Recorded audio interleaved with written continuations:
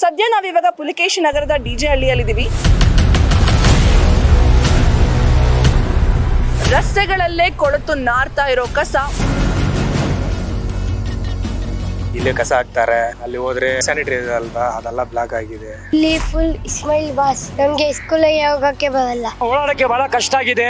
ಯಾರು ಬಂದು ನೋಡಲ್ಲ, ಯಾರು MLA ಬಂದು ನೋಡಲ್ಲ. ಎಲೆಕ್ಷನ್ ಟೈಮಿಗೆ ಬಂದು ವೋಟ್ ಗೀಟ್ ಎಲ್ಲ ತಗೊಂಡ್ ಹೋಗ್ತಾರಲ್ಲ ಅಷ್ಟೇನೆ. ಇಲ್ಲಿರೋರು ಸುಮಾರು ಬಂದ್ಬಿಟ್ಟು ಅನ್ಎಜುಕೇಟೆಡ್, ಇಲ್ಲಿಟ್ರೇಟ್ ಇದಾರೆ, ತುಂಬಾ ಕಷ್ಟ ಪಡೋರು ಇರೋರು ಅಂತವ್ರೆ ಈ ಹಾಸ್ಪಿಟಲ್ ಬರೋರು. ಅವ್ರಿಗೆ ಇದ್ರ ಬಗ್ಗೆ ಪ್ರಜ್ಞೆ ಇಲ್ಲ ಅಷ್ಟು.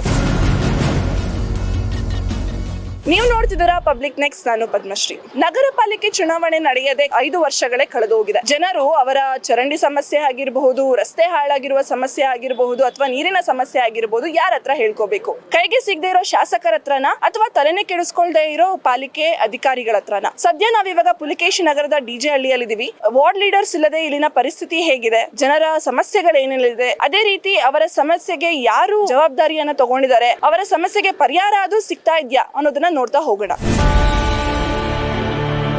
ಈ ಕಡೆ ಸರ್ಕಾರಿ ಆಸ್ಪತ್ರೆ ಇದೆ, ಅದ್ರ ಎದುರುಗಡೆನೆ ಕಸದ ರಾಶಿ ಇದೆ. ಇಲ್ಲಿ ಕಸ ಯಾವ ರೀತಿ ಕೊಳೆತು ನಾರ್ತಾ ಇದೆ ಅಂದ್ರೆ ನೊಣಗಳು, ಹುಳಗಳೆಲ್ಲ ಅದ್ರ ಮೇಲೆ ಫಾರ್ಮ್ ಆಗಿದೆ. ನಮ್ ಜೊತೆ ಮಾತಾಡಕ್ಕೆ ಒಬ್ರು ಸ್ಥಳೀಯರು ಕೂಡ ಇದ್ದಾರೆ. ಬನ್ನಿ ಅವ್ರನ್ನ ಮಾತಾಡ್ಸ್ಕೊಂಡು ಹೋಗೋಣ. ಈ ಒಂದು ಕಸದ ಸಮಸ್ಯೆ ಬಗ್ಗೆ ಅವ್ರ ಹತ್ರ ಕೇಳೋಣ. ಸರ್ಕಾರಿ ಆಸ್ಪತ್ರೆ ಮುಂದೆನೆ ಕಸ ತಗೊಂಡ್ಬಂದು ಹಾಕಿದ್ದಾರೆ. ಇವರು ಒಂದ್ ದಿವಸಕ್ಕೆ ಬರ್ತಾರೆ, 1 ವಾರ 8 ದಿವಸ ಆಗುತ್ತೆ ಮತ್ತೆ ಬಂದು ಇವ್ರು ಪಿಕ್ ಮಾಡ್ಕೊಂಡು ಹೋಗಕ್ಕೆ. ಇದೇ ತರದ್ದು ಸುಮಾರು ಸ್ಥಳಗಳಿದೆ ನಮ್ ಏರಿಯಾದಲ್ಲಿ. ಏನ್ ಮಾಡ್ತೀರಾ ಮೇಡಮ್, ಇರ್ತಾರಲ್ವಾ, ನೋಡ್ಬೇಕು, ಇವ್ರು ಕಂಪ್ಲೇಂಟ್ ಕೊಡ್ಬೇಕು ಸರ್ಕಾರಕ್ಕೆ. ಕ್ಲೀನು ಇಲ್ಲ, ಮುಂದೆ ಹಾಸ್ಪಿಟ್ಲ್ ಇಟ್ಕೊಂಡು ಈ ತರ ಇದ್ರೆ ಜನಗಳ ಕಷ್ಟನೇ ಆಗತ್ತೆ ಮೇಡಮ್. ಇಷ್ಟು ದೊಡ್ಡ ಸ್ಕೂಲ್ ಇದೆ, ಸ್ಕೂಲ್ ಅವರು ಕಂಪ್ಲೇಂಟ್ ಮಾಡ್ತಾ ಇಲ್ಲ. ಇಲ್ಲಿ ಮಸೀದ್ ಇದೆ, ಮಸೀದ್ ಅವ್ರು ಕಂಪ್ಲೇಂಟ್ ಮಾಡ್ತಾ ಇಲ್ಲ. ಈ ತರ ನೋಡ್ಕೊಂಡು ನಾವು ಬೇರೆ ಕಡೆ ಹೋಗ್ಬೇಕು ಅಂತ ಮನಸ್ಸಿರತ್ತೆ.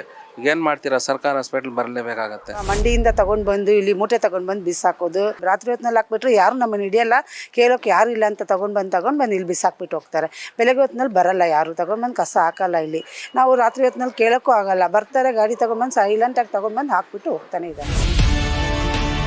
ಡಿಜೆಹಳ್ಳಿ ವಾರ್ಡ್ನಲ್ಲಿ ಕೇವಲ ಕಸದ ಸಮಸ್ಯೆ ಅಷ್ಟೇ ಅಲ್ಲದೆ ಈ ವಾರ್ಡ್ನಲ್ಲಿ ಮೂಲಭೂತ ಸೌಕರ್ಯಗಳೇ ಮರೀಚಿಕೆಯಾಗಿದೆ. ಬಹಳ ಪ್ರಾಬ್ಲಮ್ ಇದೆ. ಕುಡಿಯೋ ನೀರು ಇಲ್ಲ, ಇಲ್ಲಿ ಜನ ಓಡಾಡಕ್ಕೆ ಜಾಗ ಇಲ್ಲ, ಸರಿ ಇಲ್ಲ, ಟ್ರಾಫಿಕ್ ತುಂಬಾ ಇದಾವೆ. ಆಮೇಲೆ ಏನಿದು ಕಚರಾ ಗೊಸಳು, ಮೋರಿಗಳು ಎಲ್ಲ ಗಲೀಜಾಗಿರುತ್ತೆ. ಓಡಾಡಕ್ಕೆ ಬಹಳ ಕಷ್ಟ ಆಗಿದೆ. ಯಾರು ಬಂದು ನೋಡಲ್ಲ, ಯಾರು MLA ಬಂದು ನೋಡಲ್ಲ. ಯಾವ ಸಿಕ್ಕಲ್ಲ ಕೈಗೆ. ಅವ್ರು PA ಇದಾರಲ್ಲ, ಅವಾಗಿ ಮಾಡೋಣ, ಹೋಗಿ ಕಳಿಸ್ತೀನಿ, ನಾವು ಏನಿದೆ ಲೈನ್ ಓಪನ್ ಮಾಡ್ತೀನಿ ಹೋಗಿ ಅಂತ ಹೇಳಿದಾರೆ. 3 ಸತಿ ಹೋಗಿದೆ, ಯಾವುದಕ್ಕೆ ಕಾರಣ ಇಲ್ಲ. ಈ ವಾರ್ಡ್ ಜನರು ಕಾರ್ಪೊರೇಷನ್ ಚುನಾವಣೆ ಬಗ್ಗೆ ಏನ್ ಹೇಳ್ತಾರೆ ಕೇಳಿ. ಕಾರ್ಪೊರೇಟರ್ ಇದ್ರೆ ಈ ತರ ಏನು ಪ್ರಾಬ್ಲಮ್ ಆಗ್ತಾ ಇಲ್ಲ ಮೇಡಮ್. ಇವಾಗ ಕಾರ್ಪೊರೇಟರ್ ಇಲ್ಲ ಅನ್ಬಿಟ್ಟು ತುಂಬಾ ಪ್ರಾಬ್ಲಮ್ ಆಗ್ತಾ ಇದೆ. ಇಲ್ಲಿ ನೋಡಿ ಕಚರಾ ಅಷ್ಟಿದೆ, ಅಲ್ಲಿ ನೋಡಿ MLA ಬರೋದು ಇಲ್ಲ, ಕೇಳೋದು ಇಲ್ಲ, ಕೌನ್ಸಿಲರ್ ಪರೇಡ್ ಇಲ್ಲ. ಇರ್ಬೋದು, ಇದು ಒಂದೇ ರೋಡ್. ಇಲ್ಲಿ ಹೋಗ್ಬಿಟ್ರೆ ಪೊಲೀಸ್ ಅವರು ಅಲ್ಲಿ ಗಲಾಡ ಮಾಡ್ತಾರೆ, ಯಾಕೆ ಇಲ್ಲಿ ರೋಡ್ ಬರ್ತಾರಂತ. ಇದು ಕೇಳುವಾಗ ಯಾರು ಇರ್ತಾರೆ?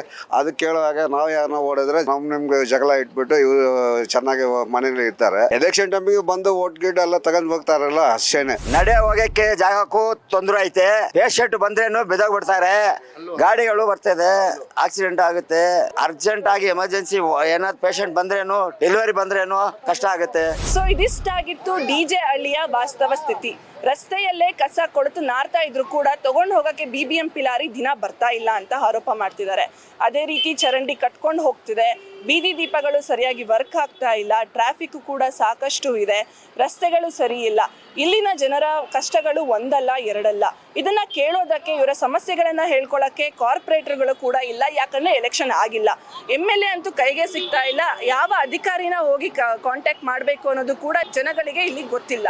ಇದೇ ರೀತಿ ಸಾಕಷ್ಟು ವಾರ್ಡ್ಗಳಲ್ಲಿ ಸಮಸ್ಯೆಗಳಿದೆ, ಯಾಕಂದ್ರೆ GBA ಎಲೆಕ್ಷನ್ಸ್, ಕಾರ್ಪೊರೇಟ್ ಎಲೆಕ್ಷನ್ಗಳು ಆಗ್ತಿಲ್ಲ. ಈ ಎಲ್ಲ ಸಮಸ್ಯೆಗಳಿಗೆ ಪರಿಹಾರ ಸಿಗೋದು ಯಾವಾಗ, ಎಲೆಕ್ಷನ್ಸ್ ಯಾವಾಗ ಆಗುತ್ತೆ ಅನ್ನೋದು ಜನರ ಪ್ರಶ್ನೆ ಆಗಿದೆ. ಇದು ಇವತ್ತಿನ ವಿಶೇಷ ವರದಿ. ನೋಡ್ತಾ ಇರಿ ಪಬ್ಲಿಕ್ ನೆಕ್ಸ್ಟ್. ಕ್ಯಾಮ್ರಾಮನ್ ರುದ್ರೇಶ್ ಜೊತೆ ಪದ್ಮಶ್ರೀ.